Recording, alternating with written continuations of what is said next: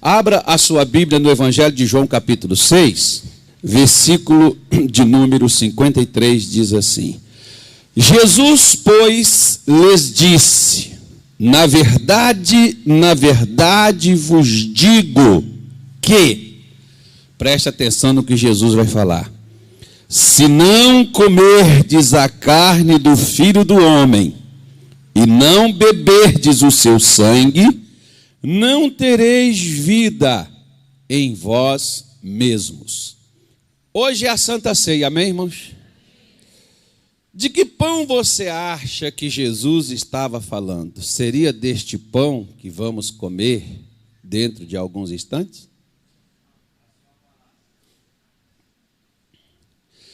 Será que é o simples fato de beber do cálice que representa o seu sangue e do pão que representa o seu corpo, é disso que ele está falando conosco? Não. Jesus não está falando disso. Isso é mais profundo do que nós imaginamos. Quem se alimenta disso, Jesus diz que viverá por causa desse alimento. Tem uma nutricionista, não sei se ela é uma inglesa, acho que ela é inglesa, me parece. Eu esqueci até o nome dela, senão eu citaria. Ela tem um programa aí num canal fechado, que o nome do programa chama-se Você é o que você come. Então, o que nós comemos, o que nós nos alimentamos, é aquilo que vai manter, seja a nossa gordura, ou seja, o nosso corpo bem nutrido e atlético, bonito assim, que nem o meu. Ninguém entendeu, mas eu tenho que falar, né? Porque aquilo que nós comemos vai mexer com tudo em nós. Por exemplo, por causa da comida, muitas pessoas estão insatisfeitas por causa do que elas comem. Por quê? Quando você pega as suas roupas para vestir, vem a chateação, porque a roupa não entra. Né? Então, na sua alma, já bate uma indignação. Mas quem está fazendo aquilo contigo? O que você está alimentando. Da mesma forma, nós podemos trazer isso para o lado espiritual. Por que que existe crentes tristes, deprimidos, doentes, desanimados e abatidos? É o que está te alimentando. É aquilo do qual você se alimenta. Jesus está dizendo que se eu me alimentar do pão, que é a carne dele, se eu me alimentar do sangue, que é a bebida que ele me fornece, eu vou viver por ele, ou para ele. Ele vai me ressuscitar, eu vou ter a vida eterna, porque nós cristãos precisamos entender o seguinte: a vida eterna não começa quando você morre, a vida eterna começa com você vivo. Por quê? Porque se a vida eterna começou com você vivo, em João 8, versículo 51, o Senhor Jesus afirma claramente que aquele que crer nele não morrerá, passará da morte para a vida. Então, se eu já creio enquanto estou vivo, eu não vou morrer.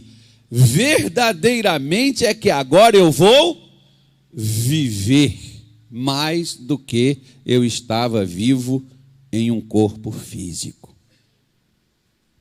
Então, quando os meus olhos fecharem, a minha alma sair desse corpo, aí é que eu vou viver corretamente de uma forma que é aquilo que o Senhor Deus está mostrando. Então, portanto, eu estou só te mostrando que eu vou explicar para você o que é comer da carne e o que é beber do sangue de Jesus. Não é só simplesmente a gente pegar o pãozinho da ceia, e comer dele. Eu comi do corpo de Jesus. Aí pegar o cálice, eu bebi do sangue de Jesus. Porque tem gente, por exemplo, como Paulo diz, tem gente que está comendo e bebendo, mas para a sua própria perdição. Tem gente que está comendo e bebendo, mas está fraco, doente e dormindo. Em outras palavras, quando você dorme, como é que fica a sua vida? Fica lá no teu travesseiro. A única coisa que você pode ter é sonho ou pesadelo. Você não sai do lugar. E você vai acordar e estará da mesma maneira. Assim tem pessoas que estão no cristianismo, pessoas que estão dentro da igreja, que a vida delas entra dias e sai dias, meses e sai anos, e a vida dela está a mesma coisa. Mas todos os meses ela come do pão da ceia e ela bebe do cálice da ceia. Mas ela está da mesma maneira. Nunca muda.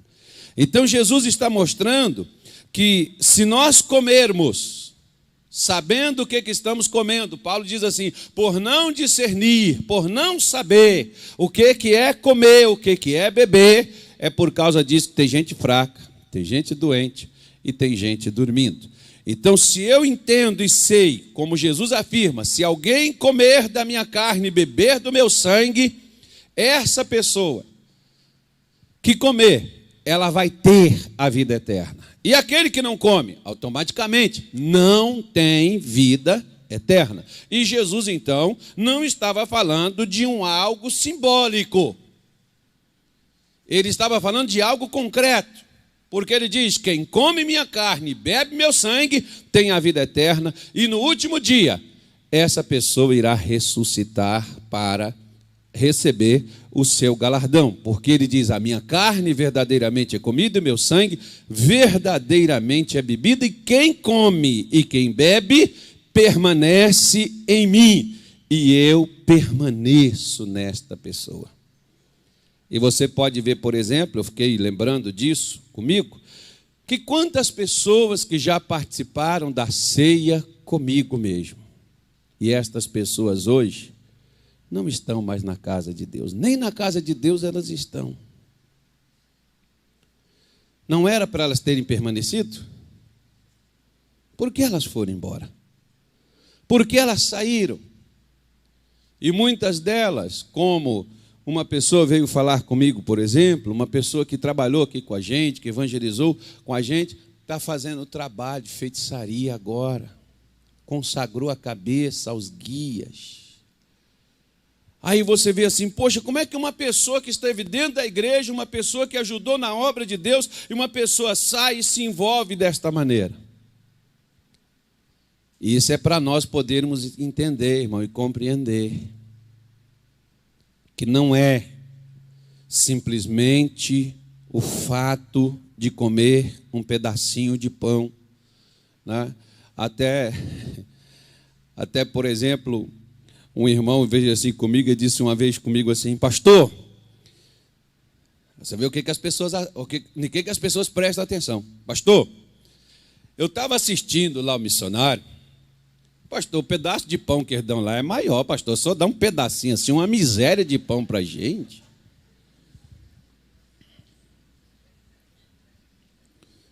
Quase que ele falou, que pão miserável é esse, né? Um pedacinho de nada que o senhor dá para a gente aqui, pastor. E eu estava vendo o cálice lá, pastor, o copinho vem cheio. O senhor manda pôr só a metade.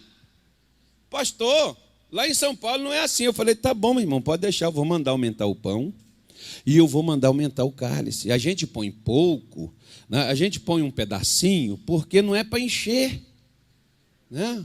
O pão é apenas uma recordação do que nós temos que ter, do que significa a entrega da carne de Jesus e a entrega do seu sangue em nosso favor. A ceia, o pão da ceia, o cálice da ceia é para fazer você se lembrar do que significa a entrega do corpo de Cristo lá na cruz. O que aquilo causou, o que aquilo fez? E o que o sangue de Jesus, ele fez em nosso favor. Por isso é que nós precisamos entender estas coisas. Se nós não entendemos, nós vamos comer esse pãozinho e vamos tomar o cálice e nada vai acontecer com a gente. Vamos continuar doentes, vamos continuar tristes, vamos continuar deprimidos, vamos continuar chateados, aborrecidos, magoados e outras coisas mais. E estamos dentro da casa de Deus e nos dizendo na presença de Deus e fazendo declarações de fé e atos de fé, e nossa vida em nada vai mudar. Então, o que Jesus estava dizendo, olha, quando você comer deste pão, você vai lembrar o que eu sofri na minha carne para te tirar da sua vida desgraçada, da sua vida miserável de pecados que você vivia, atolado até o teu pescoço nas mãos de Satanás. Você vai lembrar das aflições que eu sofri, das dores que eu passei. Você vai se lembrar do sofrimento que eu carreguei sobre este corpo para resgatar a sua vida da perdição. Você vai se lembrar de tudo aquilo que eu passei sendo condenado na minha carne por sua causa. Isso é algo que tem que estar vivo na sua memória, que você tem que se lembrar do gemido de Jesus, da dor de Jesus. Mais ou menos assim, meu filho, você tem aquelas imagens aí do filme lá, dos camaradas surrando ele lá? Por favor, se você tiver, prepare aí para mim, que eu vou te pedir para você colocar na tela aqui, para as pessoas verem que eu estou falando com você, que é para a gente prestar atenção nisso, é para a gente lembrar disso. Que comer da carne, a gente lembrar, alimentar das promessas, das declarações que o Senhor Jesus ele fez acerca da obra que ele sofreu no seu corpo por nós lá no Calvário. E a gente alimentar a nossa memória com estas coisas, a gente não esquecer de quê? De que ele sofreu e passou por tudo isso para nós vivermos uma nova vida. Para a gente ter a vida eterna, para a gente permanecer com Ele, porque essa foi a única maneira, porque os nossos pecados, eles nos fazem divisão entre nós e Deus. Então, para que nós pudéssemos ser reconciliados com Deus, a carne de Jesus foi entregue. Aonde foi colocado nossas doenças, nossas dores, aonde foi colocado os nossos pecados e as nossas transgressões sobre o seu corpo no madeiro. Se você pegar, o apóstolo Pedro diz exatamente isso, para que mortos para o pecado. Então, em outras palavras, assim como Cristo morreu, aquele Carlos estúpido, doido, maluco, pecador, sem vergonha, desonesto, safado, ele tem que morrer. Porque eu só posso ressuscitar se eu morrer. Eu só posso ser uma nova criatura, eu só posso ser um homem de Deus se a velha criatura que há em mim deixar de existir. Então, quando eu digo assim, eu sou assim, eu fui assim, eu nasci assim, e eu sou assim, e ninguém tem nada a ver comigo, e eu vou ser sempre assim. Isso, para quem quer ser de Deus, é deixar de comer da carne, é deixar de se alimentar daquilo que Cristo fez por ela, no seu corpo. É sofrer novamente o castigo e a punição dos pecados que Cristo já sofreu. Eu estava lendo o livro do Dr. T.L. Osborne, É a Cura Milagrosa de Cristo, Como Recebê-la. E ele fala exatamente algo nesse sentido, quando ele diz o seguinte, que uma jovem que tinha uma doença que estava no estágio terminal e o pastor foi com ela e pregou para ela sobre este versículo que o apóstolo Pedro menciona na sua carta. Levando ele mesmo em seu corpo os nossos pecados, para que mortos para o pecado pudéssemos viver para a justiça e pelas suas pisaduras fomos sarados. Aquela moça entendeu isso. O que ela entendeu? Ela entendeu que a vida de pecado que havia nela, que aquela pessoa pecadora que ela foi até então, aquela pessoa teria que morrer, para que uma nova pessoa iniciasse uma vida nova. O problema é que as pessoas comem este pão achando que a vida está neste pão. A vida não está aqui nesse pedacinho, ou como o irmão referiu-se, não está naquele mísero pão que você recebe nas suas mãos para comer. A vida e o alimento verdadeiro que permanece e faz o crente permanecer em Deus, permanecer em Cristo, é as declarações do que o sacrifício de Jesus fez em meu favor. É para que eu me lembre. Está pronto aí? Está pronto lá com a imagem lá? Põe na tela para mim, por favor. Olha lá para você ver. Ó. Só tem foto, filho. Não tem um pedacinho, um trechinho do filmezinho aí. Você não consegue colocar, não? É só isso aí? Só isso. Está muito devagarinho isso aí. Isso aí está light. Isso, olha lá. Ó. É para mim lembrar disso aí. Está vendo? Ó? É essas coisas. Aí, ó, você está vendo aí? Ó? É para que eu lembre da dor que ele passou. Que eu lembre do sofrimento dele, que é para me deixar de ser aquela velha criatura, aquele pecador que eu sempre fui, aquele corrupto, desonesto, é para me deixar de ser aquele fofoqueiro, mentiroso, aquele adúltero, é para me deixar de ser aquela pessoa soberba, gananciosa, é para isso, ó. É para me lembrar disso. Ele passou por essa dor, por essa humilhação, por tudo isso aí, ó, de gritar de dor. Por quê? Por causa dos meus pecados. Foi lá no seu corpo, por causa disso aí, ó, que ele levou, que ele tirou de sobre a minha vida a condenação que eu tinha. E o seu sangue foi para quê? O seu sangue eu vou mostrar agora. Abra a sua Bíblia, tá bom, obrigado, tá? Abra a sua Bíblia em 2 Coríntios capítulo 5, guarda aqui, ó. Põe o pão aqui, eu não vou me agachar não, que a Beth não confia. Você sabe que, não é assim não, Júnior, virado. Não, Júnior, está tudo errado. Eita, você não viu como é que estava, não? Moço, você tem que aprender virado. Vira para cá, por cima do outro. Não, Júnior, de ponta mesmo.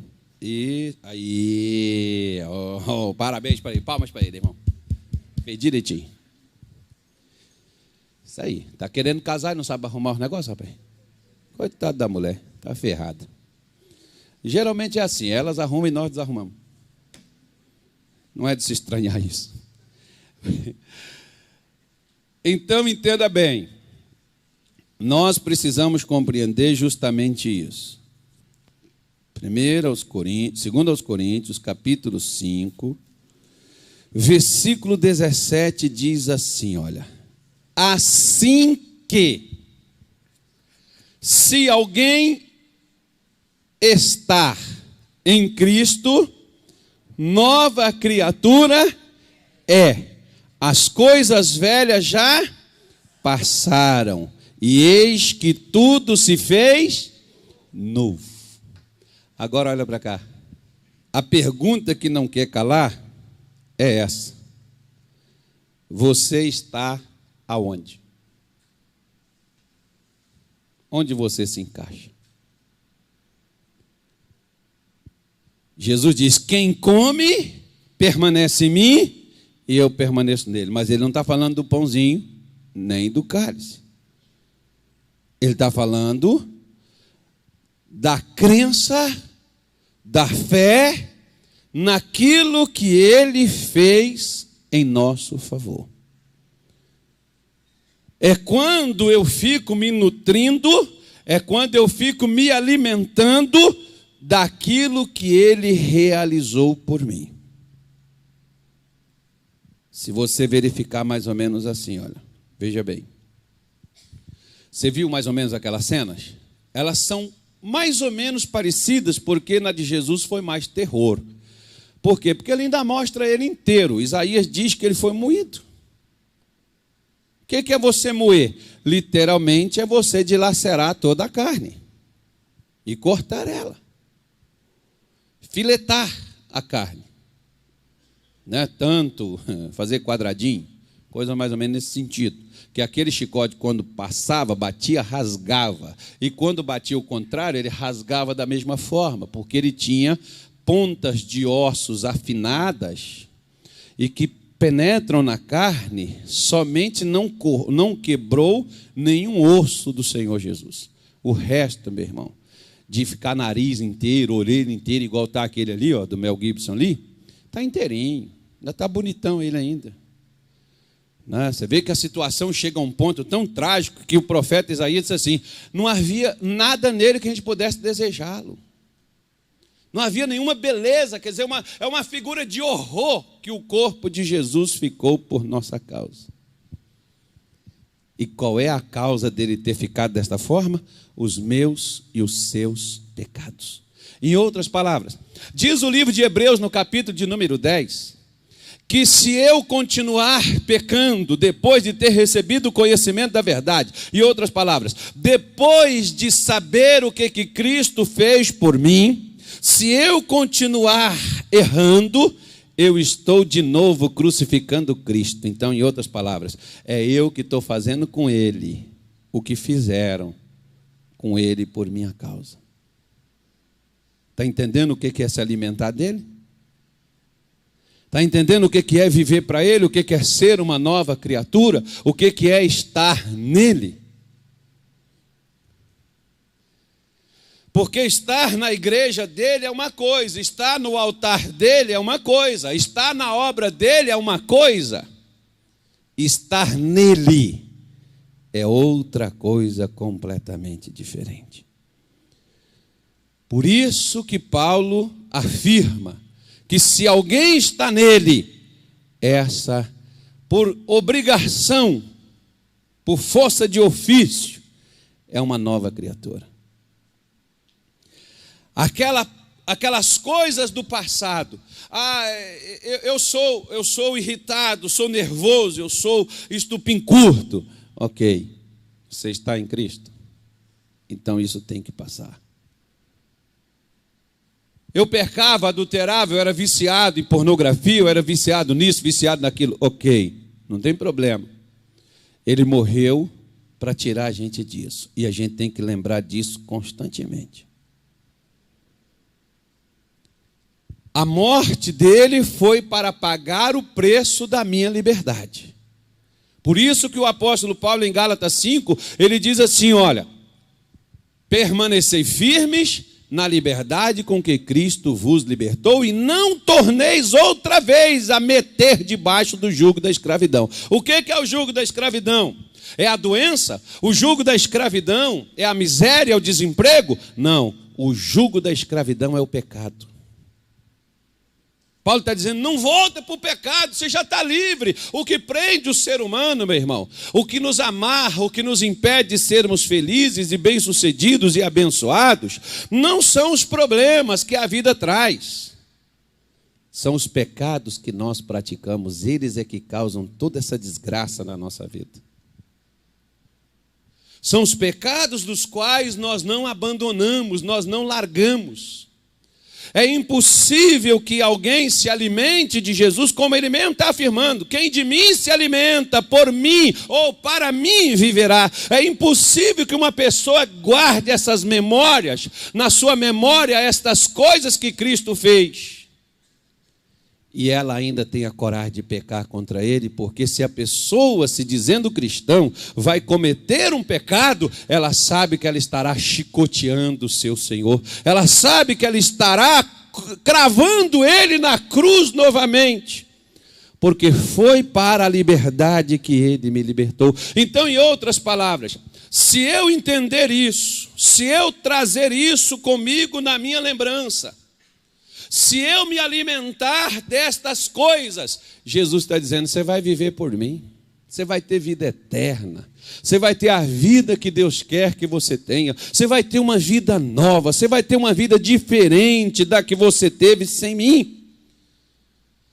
Você vai de fato alimentar, porque lá no deserto as pessoas comeram maná, mas elas comeram maná, mas o maná não tirou elas do pecado. E o que Cristo está dizendo é que quem dele se alimenta, no pecado não fica. Na prática do pecado não fica, por quê? Porque não combina. Porque o que ele tinha que fazer para nos tirar do pecado, ele já fez. Então não justifica que alguém se dizendo cristão esteja vivendo no pecado. Porque a morte dele e o seu sangue foi derramado, no seu corpo foi colocado nossos pecados, no seu corpo foi colocado nossas doenças, foi colocadas as nossas dores, as nossas transgressões, as nossas iniquidades, no seu corpo foi derramado todo o seu sangue, justamente para nos tornar uma nova criatura. Então, se eu me lembrar disso, eu vou evitar pecar. Eu vou viver para Cristo. Eu vou viver para não ter que chicoteá-lo, para não ter que crucificá-lo. Por causa de quê? Por causa dos meus pecados. Aí, eu preciso me lembrar que o sangue de Jesus foi derramado exatamente para me tirar do pecado. Todo aquele sangue que você viu sendo derramado do seu corpo. Apocalipse capítulo de número 1. Já estou terminando, digam graças a Deus. Amém. Sei que vocês estão com vontade de ir embora. Não se preocupe, que os devotos da Virgem levantaram de madrugada hoje. Posso ler? Apocalipse, capítulo de número 1, versículo 5, diz assim, na parte final do versículo: e da parte de Jesus Cristo, vamos ler o versículo todo, que é a fiel testemunha, o primogênito dentre os mortos e o príncipe dos reis da terra. Olha para o seu vizinho e diga assim: olha bem para mim, irmão. Se a senhora, a mulher, diga assim: olha e veja, aqui está uma rainha. E os homens olhem e digam assim: aqui está um rei. Isso é muito forte, meu amigo. Por quê? Porque ele é o primogênito dos mortos. Ele foi o primeiro a ressuscitar. E ele é o príncipe, quer dizer, ele é a autoridade de todos os reis da terra. Por quê? Porque ao morrer por nós, Cristo nos tornou reis.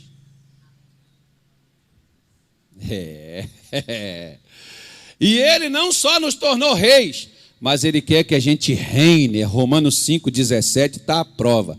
Reinarão em vida aqueles que receberam a abundância da graça e o dom da justiça. Se eu recebi o que Cristo fez, a obra de Cristo na cruz, eu creio nela e trago com ela na minha memória e me alimento dela, ele está me dizendo: é para você reinar nesta terra. Não é para você reinar quando você morrer, não. Eu quero que você comece a reinar vivo. Você vai ser o meu representante, porque aqui no céu eu já domino tudo. Aí na terra que eu preciso colocar as coisas no lugar. E rei que não domina ladrão é frouxo. É a mesma coisa de governante, né, irmão? Por quê? Porque eles têm autoridade na mão, eles têm a força da lei na mão. Não faz porque não quer. Se quisesse, fariam. E nós que somos cristãos, no mundo espiritual, nós não dominamos por quê? Por causa disso, ó, restante do versículo. Aquele que nos amou e em seu sangue nos lavou dos nossos pecados. Olha para o seu vizinho e diga assim: olha, eu estou limpinho.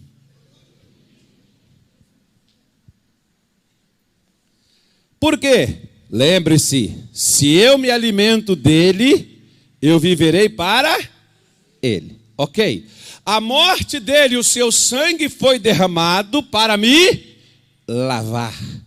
Aquela coisa que você fica dizendo assim: pastor, eu não consigo deixar isso, eu não consigo deixar aquilo. Consegue mesmo não, porque você não consegue se lavar Do pecado, não. Você consegue lavar seu corpo, suas roupas, sua casa. Isso você consegue lavar. Dos seus pecados só tem um que te lava. E esse é Cristo, é o seu sangue. O sangue dele é derramado para nos lavar.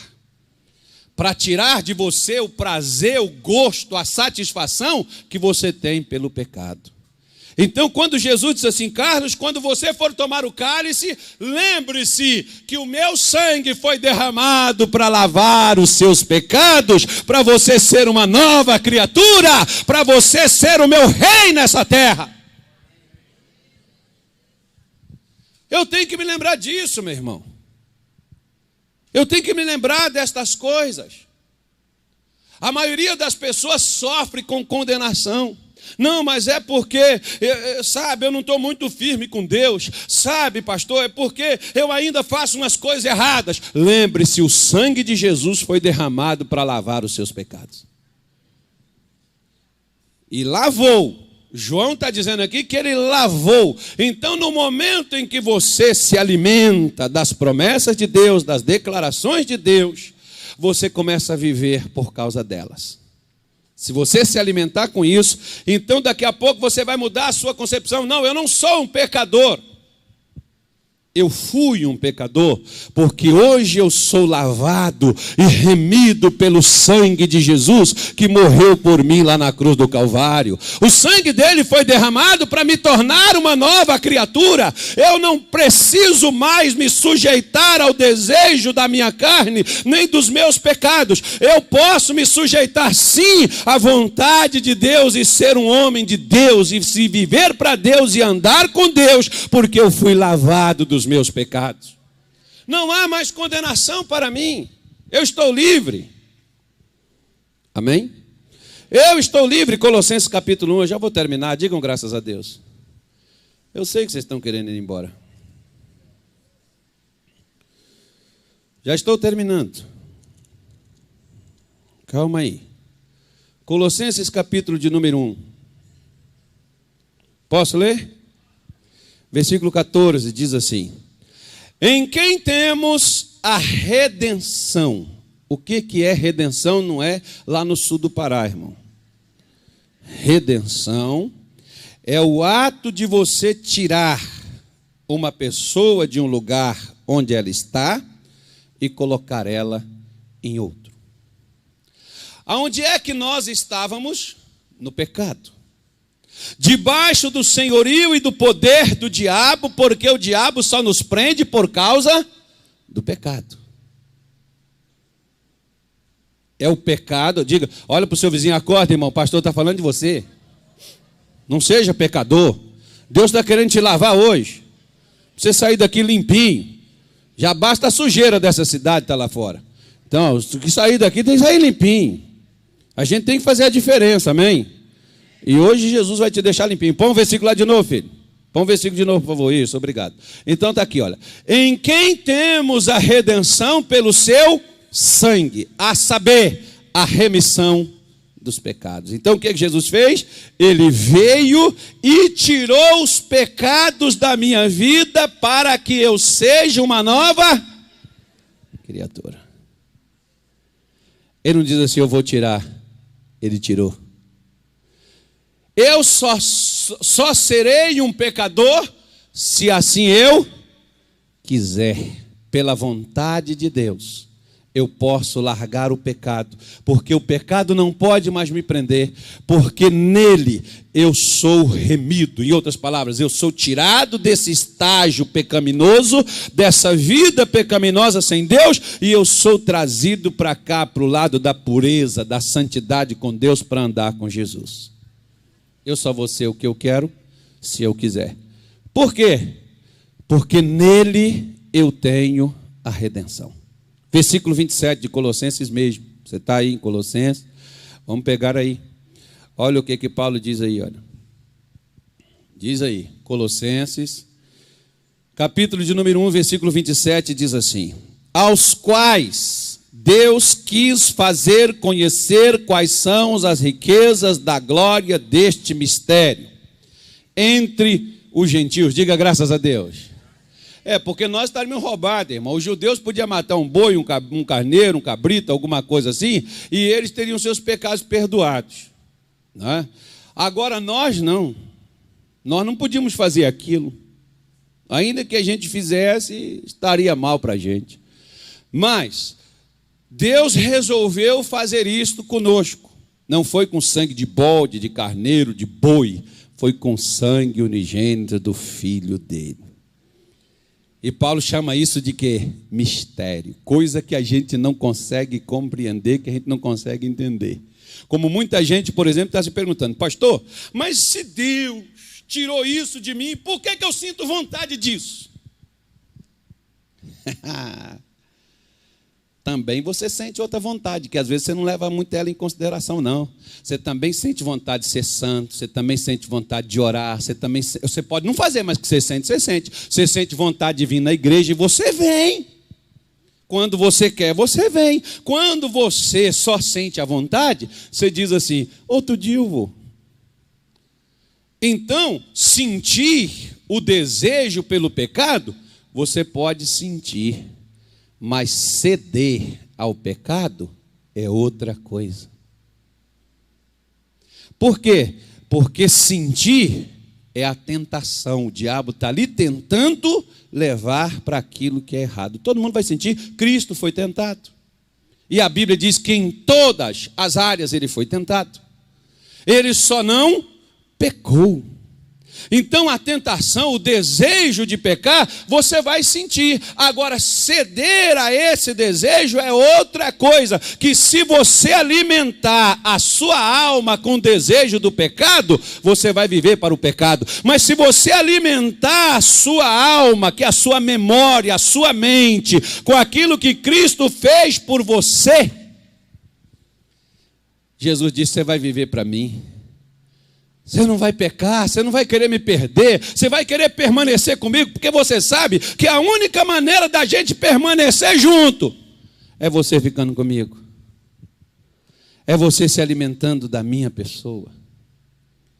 É você comendo do que eu lhe dou, e o que Cristo nos dá não é só o pãozinho.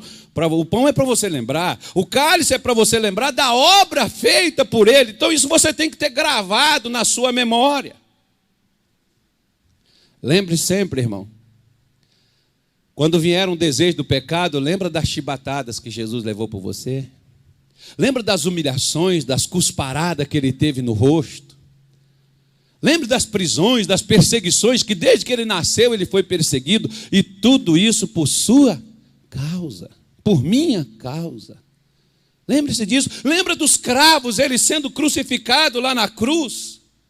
Lembre dele em agonia, dizendo: Pai, por que me desamparastes? Ele se sentiu só. Quantas vezes você já se sentiu só na sua vida? Ele estava só lá na cruz por sua causa. Lembra disso? Quem aqui alguma vez já se sentiu desamparado? Seja pela família, seja por qualquer coisa. Você já se sentiu desamparado? Pois é, ele não sentiu não, ele passou por isso.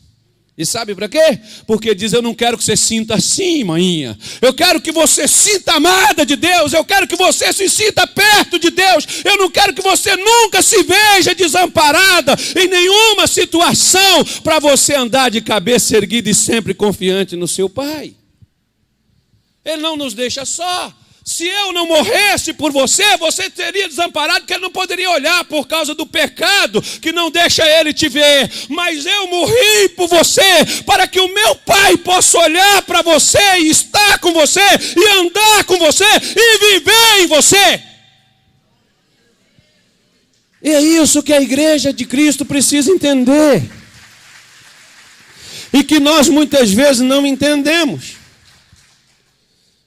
Nós não alimentamos a nossa alma com essas coisas.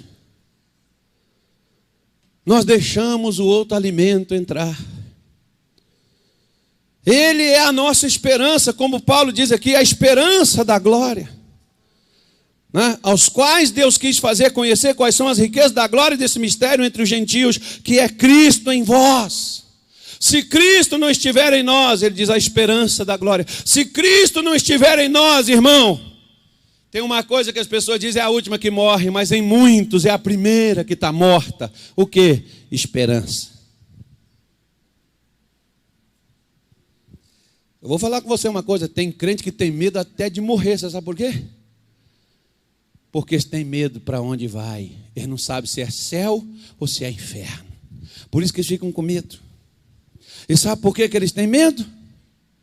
Porque não alimenta a alma deles com o pão e com o sangue de Cristo. Com o corpo e com o sangue. Eles não alimentam a sua alma com a obra de Cristo do Calvário. Eles não alimentam a sua alma com as coisas que Cristo fez por eles. É por isso que eles não vivem para Ele. Não tem vida, não tem esperança. A esperança já morreu na vida e no coração de muita gente. Infelizmente. Evangelho de João capítulo 15. Já estou terminando, digam graças a Deus. Amém. É só para vocês ficarem animados. Eu procuro animar vocês, mas parece que vocês gostam mesmo de cajadada. Vamos embora. João 15. No próximo domingo eu vou ter cajado. Amém? Quem vem domingo?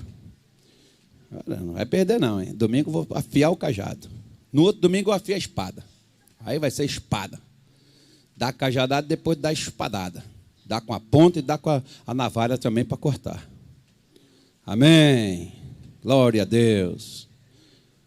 Vocês não ficam orando por mim, depois fica apanhando. Tem que orar. O Senhor, faz ele trazer umas palavras bonitas. Aí Deus mandou trazer uma espada. Mete a espada nele. Amém, irmãos? Olha que versículo bonito, em 1992, que coisa boa, olha. O missionário pregou isso para a gente, eu me lembro até hoje. Versículo 4. Estai em mim, e eu em vós. Como a vara de si mesmo não pode dar fruto, se não estiver na videira, assim também vós, se não estiverdes em mim. Que fruto você está dando? Fruto é aquilo que você produz. O que você anda produzindo, irmão? Tristeza, pastor. Eu ando triste que só. Pastor, eu ando doente. É uma doença que apareceu assim, assim, assado. Pastor, é um problema financeiro, é um problema emocional, enfim, eu não sei qual é o fruto da tua vida, o que está produzindo você. Mas eu quero dizer para você que você está produzindo ao que você está produzindo ao que você está enxertado. Se você estiver enxertado na palavra de Deus, você vai produzir frutos iguais os que Deus produz. Deus produz doença, irmão? Deus produz tristeza? Deus produz aflição? Deus produz angústia? Deus produz morte?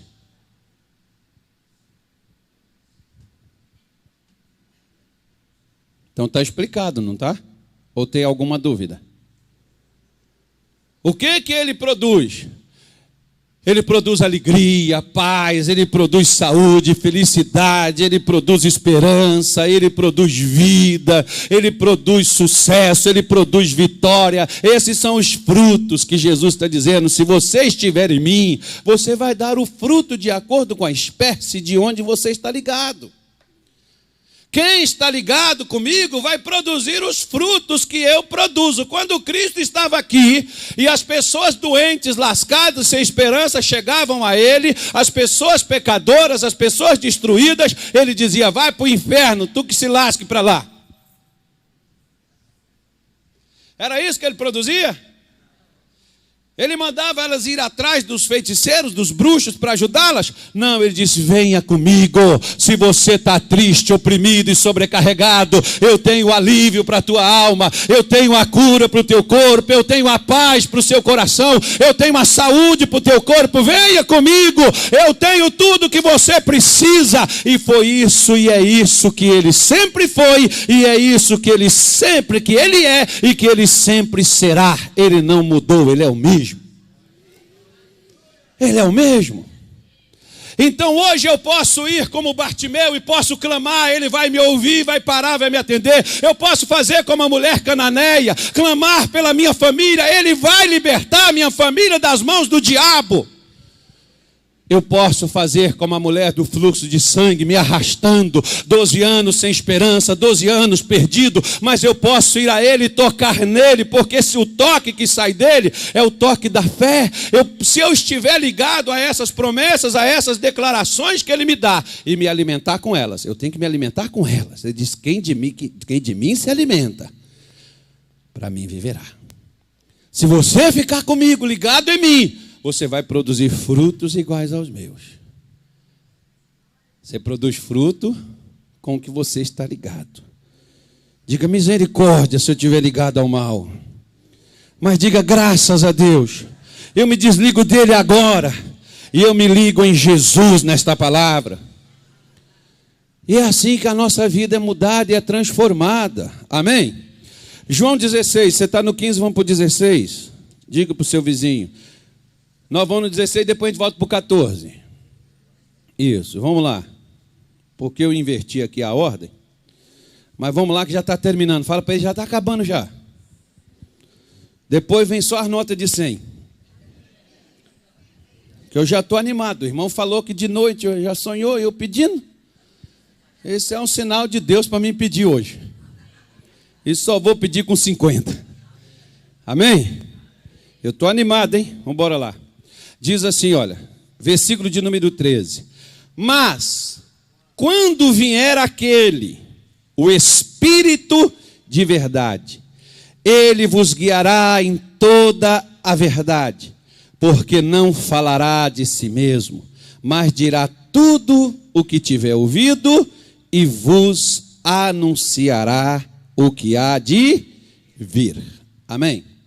Uma vez que você está alimentando-se de Jesus, você vai viver para Ele. E uma vez que você está se alimentando dele, quem é que vai te guiar? É Ele. Eu vou fazer isso? Não. Não faça nada. É Ele que tem que te dizer o que você deve fazer.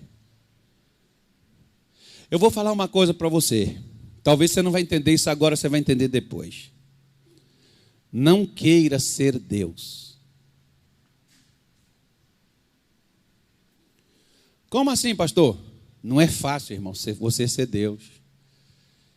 E tem gente que quer ser Deus. A mulher quer ser Deus para o marido, que quer dizer ao marido o que o marido tem que fazer. O marido quer ser Deus para a mulher, que quer conduzir ela e guiar ela.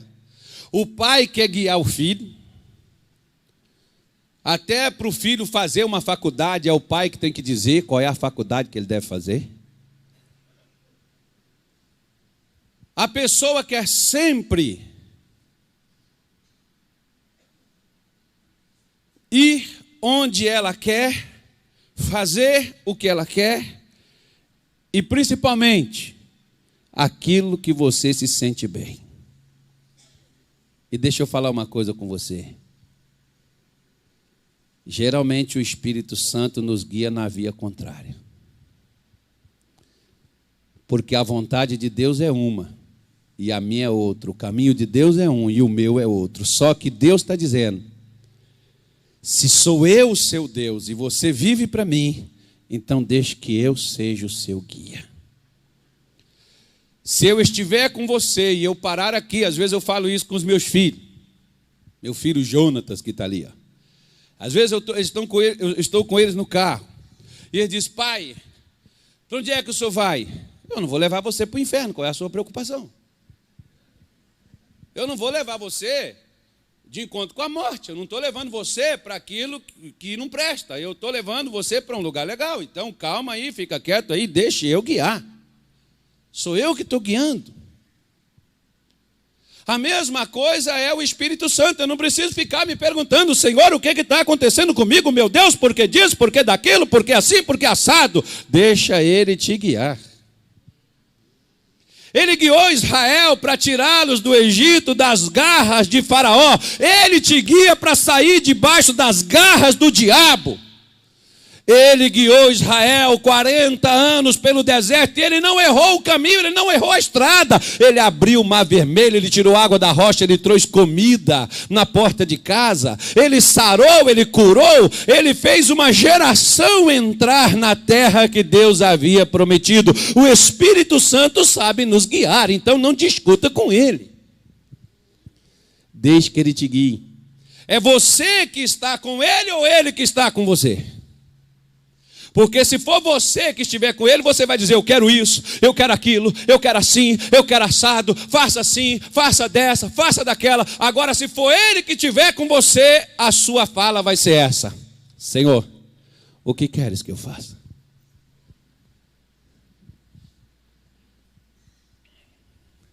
Onde tu queres que eu vá? Senhor, o que tu queres que eu fale? O Senhor quer que eu fale alguma coisa com a minha mãe? O Senhor quer que eu fale alguma coisa com meu irmão? E Deus vai dizer: não fale nada, deixa o seu irmão quieto. Ou ele vai dizer: vai lá e fale. E o que é para mim falar, Senhor?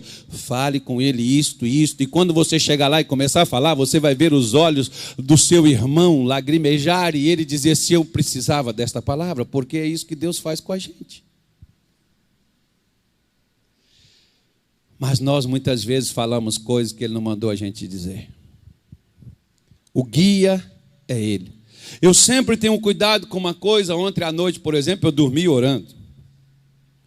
Mas eu me lembro das minhas palavras, que eu disse assim: Senhor,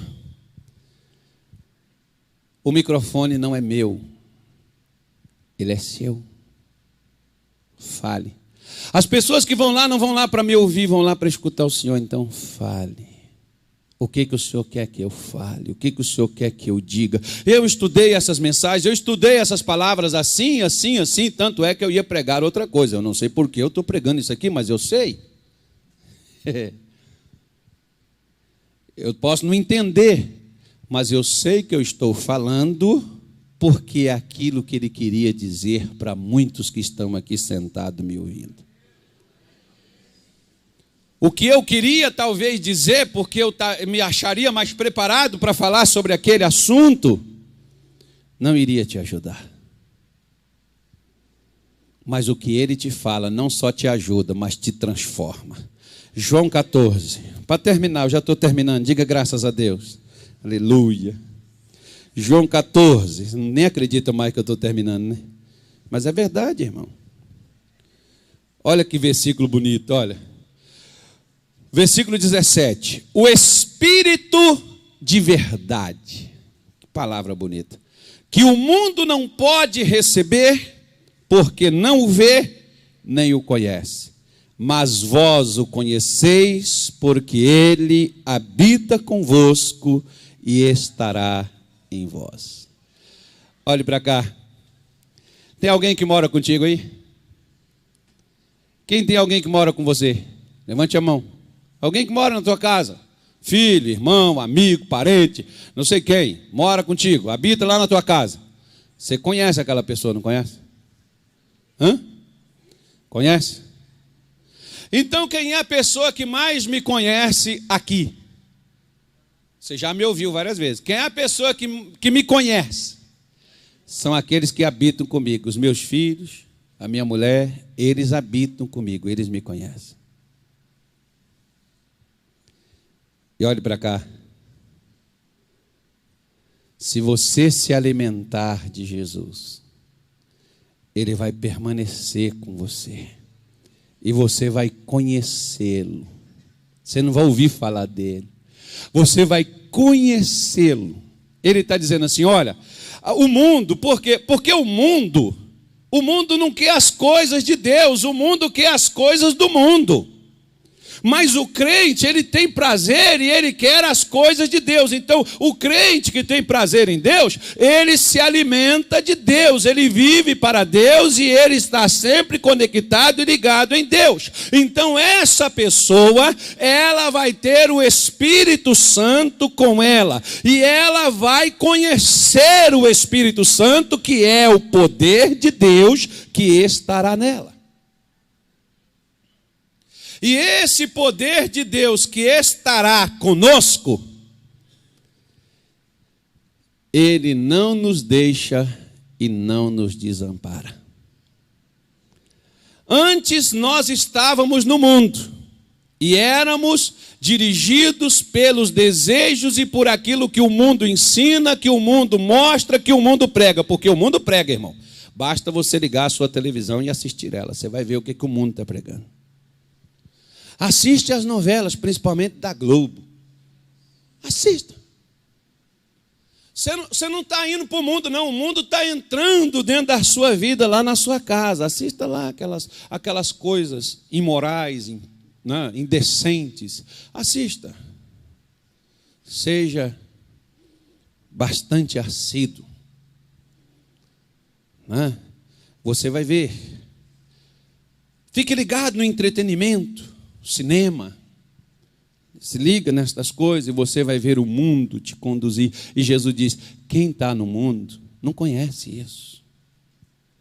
Porque quem está no mundo está se alimentando do mundo, está ligado no mundo.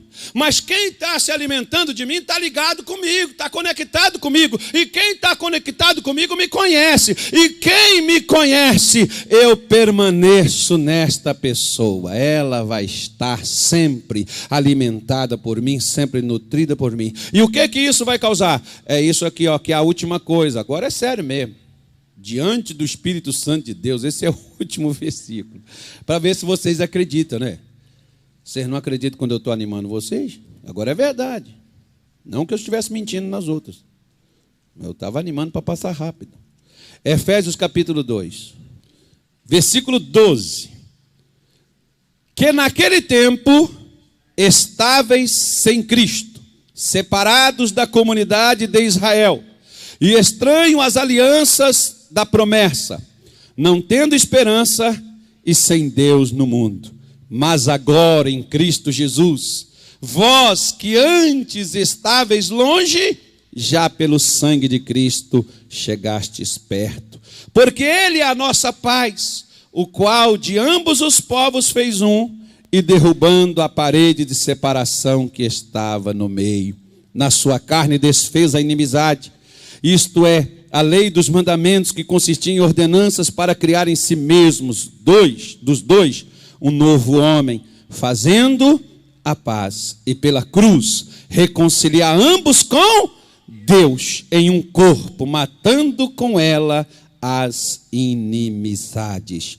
E vindo, ele evangelizou a paz a vós que estáveis longe e aos que estavam perto, porque por ele ambos temos acesso ao Pai em um mesmo Espírito. Assim, já não sois estrangeiros nem forasteiros, mas concidadãos dos santos e da família de Deus, edificados sobre o fundamento dos apóstolos e dos profetas, de que Jesus Cristo é a principal pedra da esquina, no qual todo edifício bem ajustado cresce para templo santo no Senhor, no qual também vós juntamente sois edificados para a morada de Deus em Espírito. Aleluia! Não preciso falar mais nada, preciso? A palavra fala sozinha. A morte dele, a carne dele, o sangue dele é para me ajuntar a família de Deus. Olha que coisa tremenda, irmão.